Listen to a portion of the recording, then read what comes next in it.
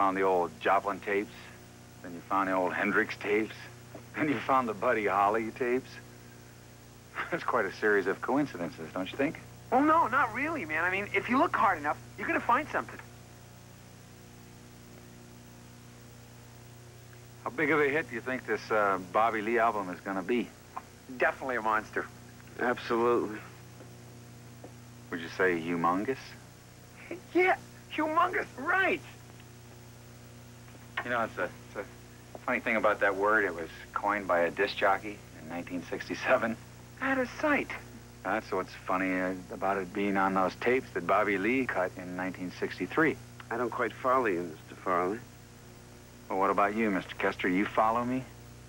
Well, the thing is, Lou, if I could call you Lou, well, it could be that the widow of the man who recorded him, she was wrong about the date. You're saying that they were recorded after 1967? No, man. Of course not. Bobby Lee died in 1963. Hey, maybe that lady, she was pulling a fast one on me. Yeah, or maybe she wasn't the one pulling the fast one. I mean, maybe Mr. Worth here should be wondering if Nascorp isn't the victim of a fantabulous, humongous hoax. You know, that's not funny, man. Well, maybe there's another possible explanation. Maybe Bobby Lee didn't die in 1963. Maybe he did record those masters in 67. Maybe even this year, the Blue Bamboo. Isn't that where I saw you, Mr. Farley? Could be. Angel, will you have Stacy and Turner bring in some coffee for me, please? Yes, Mr. Worth. Thank you. Nascorp Music has a lot of money, Farley. We could use a consultant with your kind of talent for tracking down leads. We could pay you today, right now, $50,000 cash. You could track down one musician for us in return. Bobby Lee Jams. Where is he? You mean he's not dead? $50,000. And you stay alive. It's quite a bargain. You guys are into it that deep, huh?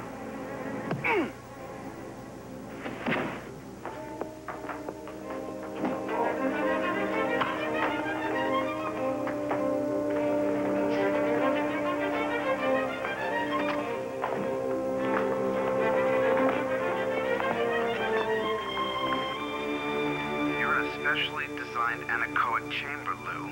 Unless you'd like to tell us where Bobby Lee is now, you're going to be subjected to an extremely high sound level, past the point of pain.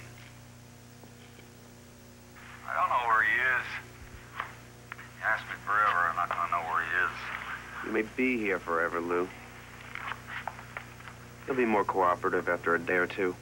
Turn up the reverberation. Feed in an intermittent 1,000 cycle tone. Turn up the sound pressure level to 125 dB.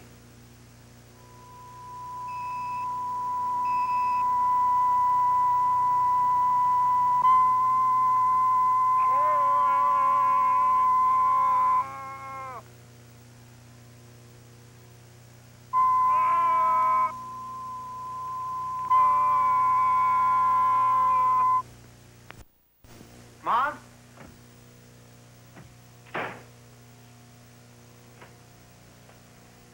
Hi. Hi, Bobby Lee. Hi, hon. Did Farley call? He didn't call me at the market. Have you checked the answering machine?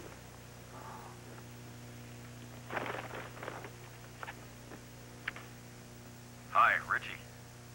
This is Lou returning your call. Don't worry, I'll be away a few days.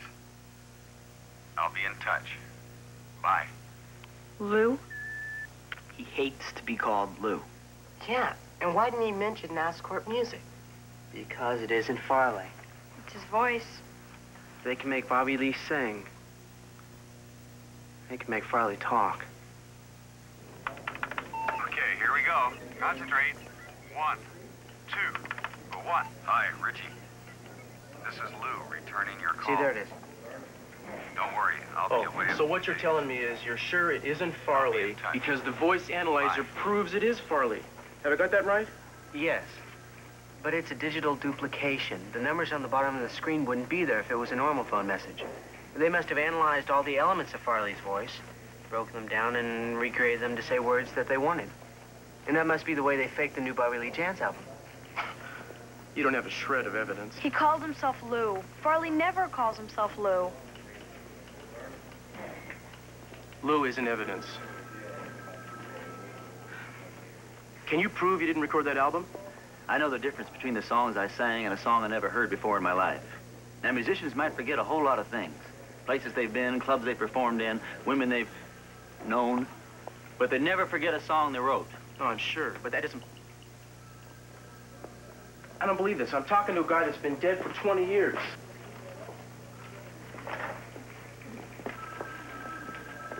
All right.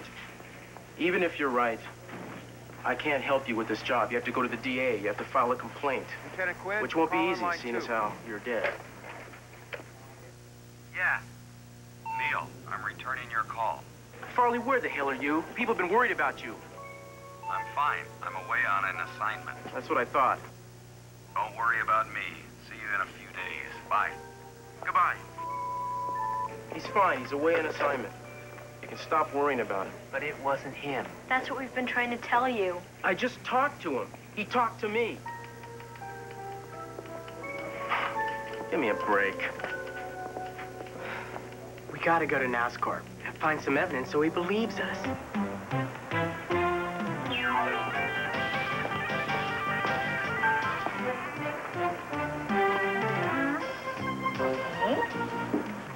Got it, thank you. Well, how do you do? We're here for the auditions.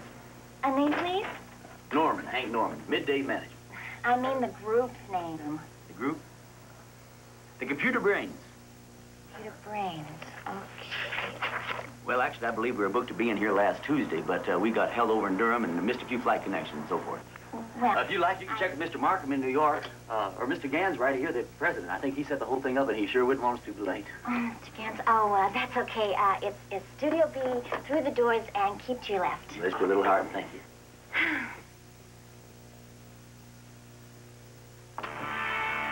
Yes? Sorry.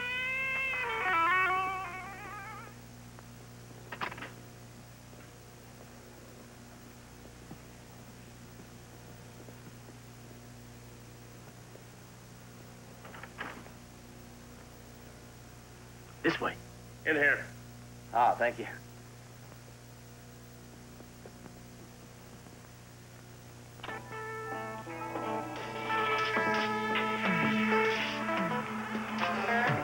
Hey, what are you supposed to be? Fuck off. We have to get out of here and look around. Whoa, whoa, whoa, babe, I like the look. Kind of an Anglo-Menudo. Hank Norman, Midday Management. I'm a big fan of yours, Mr. Quester. Didn't you produce... Yeah, thanks, I did. But for right now, I'd just like to see what your kids could do. Oh, right, well, go ahead, kid. Show them what you can do.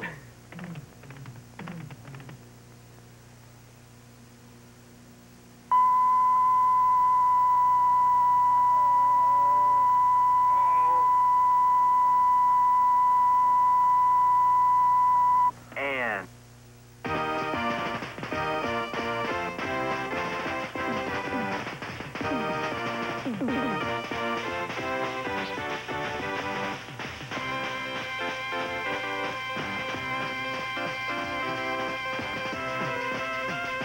Thank you. Thank you. Stop! They're a perfect, healthy, constructive role model for American teenagers. But unfortunately, it's the last thing we're looking for.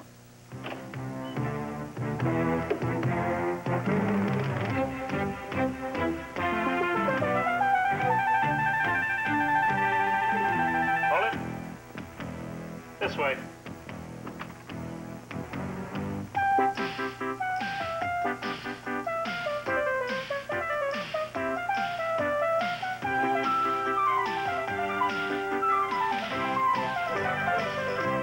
Come on, get in here quick.